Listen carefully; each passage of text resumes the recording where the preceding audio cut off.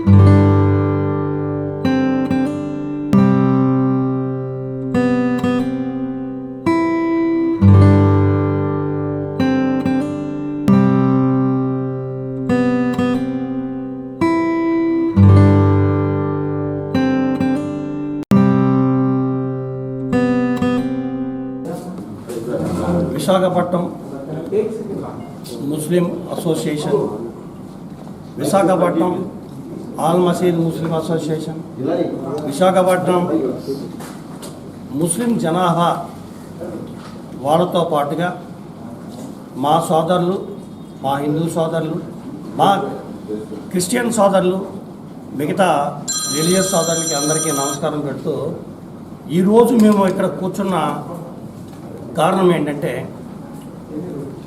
ఎన్షూయింగ్ elections, వచ్చే ఎలక్షన్స్లో మా ప్రాతిపదికన ఏంటి, వచ్చే ఎలక్షన్స్లో మేము ఎక్కడుంటాం, మమ్మల్ని ఎన్ని సంవత్సరాలు ఓటు బ్యాంకుగా మీరు వాడుకుంటారు అన్నది మాలో బాధ రగిలి ఈరోజు కూర్చోవలసిన పరిస్థితి వచ్చింది. విమానం తయారు చేసే వరకు మాలో కూడా ఉన్నారు బ్రదర్స్. మమ్మల్ని దయచేసి మీరు ఒక్కసారి గమనించండి.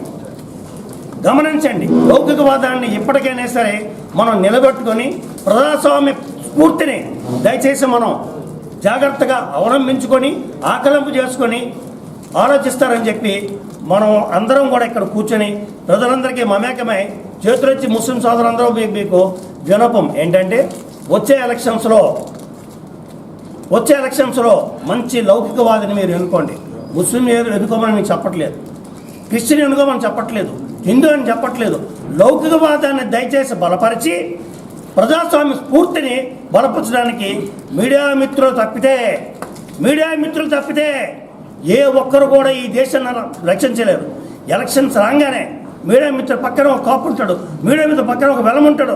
సామాజిక వర్గంగా అందరినీ చిన్నాభిన్నం చేసేసి వర్గాల వరకే పెట్టారు. Telugu corporation, Telaga corporation, Velama corporation, Christian corporation, Muslim corporation, Sikh corporation, జాతిని వారీగా విడగొట్టి ఓట్లను చేర్చడానికి మాత్రం ప్రభుత్వం పనిచేస్తుంది. ఏ ప్రభుత్వం కానీ జాతుల వారీగా ఓట్లు అడుకుంటారా? విడగొడతారా మీరు కార్పొరేషన్స్ పెట్టి? దానికి ఒక పదం పెట్టారు, అభివృద్ధి అండి. ఈ సెక్టర్గా అభివృద్ధి చెందుతుందని చెప్తారు. 10 ఏళ్ల క్రితం మనకి కార్పొరేషన్ లేవే. దేశం మొత్తం మీద కార్పొరేషన్ ఎక్కడా లేవు. కేవలం జాతుల వారీగా విడగొట్టి వాళ్ళ ఓటు బ్యాంక్ కోసం చేస్తున్న దాష్టీకాన్ని ప్రజలందరూ గమనించాలని చెప్పి వాళ్ళ దగ్గరికి మీరు తీసుకెళ్తారని చెప్పి చేతులు జోడిస్తున్నాం. Thank you very much. My name is నేను మొహమ్మద్ అస్లం. పోర్ట్లో ఇంజనీర్గా పనిచేసి రిటైర్ అయ్యాను. అలాగే నేను ట్రేడ్ యూనియన్ ఫీల్డ్లో 35 years హెచ్ఎంఎస్కి సెక్రటరీగా సర్వ్ చేశాను. ఇప్పుడు ఈ సందర్భంగా రానున్న ఎలక్షన్స్ సందర్భంగా ఈ మీటింగ్ జరగడం జరిగింది ఆన్ బిహాఫ్ ఆఫ్ ముస్లిమ్స్. దీనికి డైరెక్ట్ రెలవెంట్గా నేను కొన్ని మాటలు చెప్పాలనుకుంటున్నాను. బికాజ్ నాకు ఇప్పుడు 62-63 years. నేను 3-4 generations వైజాగ్లో పుట్టి పెరిగాము. మళ్ళీ ఎమ్మెల్యే డాక్టర్ రెహమాన్ గారికి సీట్ ఇవ్వడం జరిగింది టీడీపీ నుండి. అప్పుడు స్టార్టింగ్లో ఎవరికీ సీట్ ఇవ్వలేదు. ఒక పెద్ద ప్రాపగెండా చేశారు, ముస్లిమ్స్కి సీట్ ఇస్తే గెలవలేరు. అప్పుడు క్వైట్ యంగ్ అందరితో పాటు so-called secular leaders all communities వచ్చి మీరు సీట్ ఇవ్వండి, గెలిచి చూపిస్తా అంటే గెలవలేరు. ఎందుకంటే కాంగ్రెస్ సీట్ ఆల్రెడీ డిసైడెడ్. అప్పుడు ఎవరు? గుడివాడ గురునాథరావు గారికి seat already decided. Is the sitting minister, technical minister, అప్పుడు టెక్నికల్ ఎడ్యుకేషన్ మినిస్టర్ గురునాథరావు గారు. ఆయన మీద ఏ ముస్లింకి ఇస్తే గెలలేరన్నారు. సో మీరు ఇచ్చి చూడండి అంటే టీడీపీ తరఫున డాక్టర్ రెహమాన్ గారికి సీట్ ఇవ్వడం జరిగింది. అప్పుడు మా యూనిటీ చూపించాం. యూనిటీ ఏంటంటే all Muslims are one, all communities are one. మేము అందరు కలిసి మా వైజాగ్ డెవలప్మెంట్ గురించి పనిచేస్తామని ఒక ఐడియా ఇన్కల్కేట్ చేసాం పబ్లిక్లో. సో అందరు కలిసి పనిచేసి మేము ఆల్ ముస్లిమ్స్ ఇర్రెస్పెక్ట్ ఆఫ్ ఈ మస్లక్ మసైల్, షియా, సున్నీ, షాఫీ, అహ్లే హదీస్, దేవబందీ అంటారు కదా, అవన్నీ పక్కన పెట్టి first we are Indians, then we are Muslims, then we are divided into sects. So sects అన్ని పక్కన పెట్టి మీరు ఇచ్చి చూడండి గెలిపిస్తాను ఓపెన్గా ఆ రోజుల్లో గ్రీన్ పార్క్లో మీటింగ్ పెట్టి చెప్పడం జరిగింది. అలాగే బంపర్ మెజారిటీ తోటి మినిస్టర్ మీద గెలిపించి చూపించాం.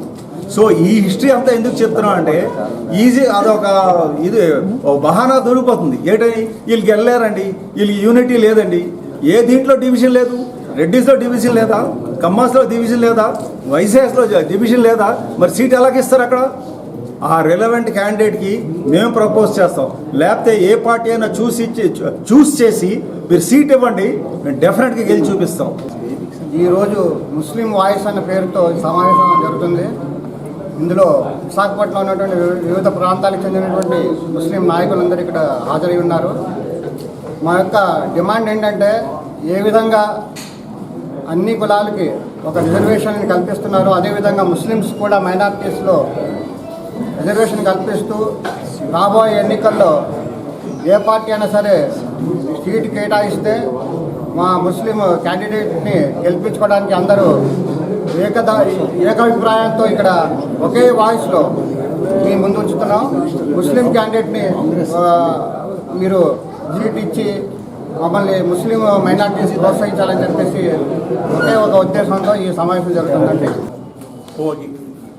ఈరోజు మా ముస్లింల తాలూకా మీటింగ్ పెట్టవలసిన మాకు అవసరం వచ్చింది. కారణం అంతే, ఇవాళ ముస్లింని ఏ విధంగా తొక్కేస్తున్నారో మీ అందరికీ తెలుసు. ఇవాళ ముస్లింని లెక్కుంటా మన ఆంధ్రప్రదేశ్లోని ఇక్కడ శ్రీకాకుళం, విజయనగరం, వైజాగ్, ఈస్ట్ వెస్ట్లో కూడా మాకు మైనార్టీకి ఎక్కడ కూడా మాకు పదవులు లేవండి. ఇవాళ మేము ఎవరి దగ్గరికి వెళ్ళి అడుక్కునే పరిస్థితికి వచ్చేవాళ్ళు. మా హక్కుల గురించి మేము అడిగినా మాకు చేసిన ఎవరు లేరు. ఇవాళ ముస్లింలు ఇవాళ సౌత్ లేని 20,000 మంది, నార్త్ లేని 25,000 మంది ఇలాగ చెప్పుకోకపోతే చాలామంది ముస్లిమ్స్ ఉన్నారండి. ఇవాళ మేము గెలుపుంచే స్తోమత ఉంది. ఇవాళ మా హిందూ సోదరులు, క్రిస్టియన్ సోదరులు ప్రతి ఒక్కరు కూడా మాకు సపోర్ట్ చేసి మీరు నిలబడండి, మీకు మేము సపోర్ట్ చేస్తాము అని ప్రతి హిందూ సోదరులు, ప్రతి ముస్లిం, ప్రతి క్రిస్టియన్ సోదరులు, ప్రతి ఇతర మతాల్లో ఎస్టీ, ఎస్సీ, మైనార్టీ ప్రతి ఒక్కరు కూడా మాకు సపోర్ట్ చేయడానికి వాళ్ళు ముందుకు వస్తున్నారండి. అంతేగాని మీరు మమ్మల్ని మాకు సీట్ ఇచ్చారు, మమ్మల్ని ఓడించాలని ప్రయత్నించకండి.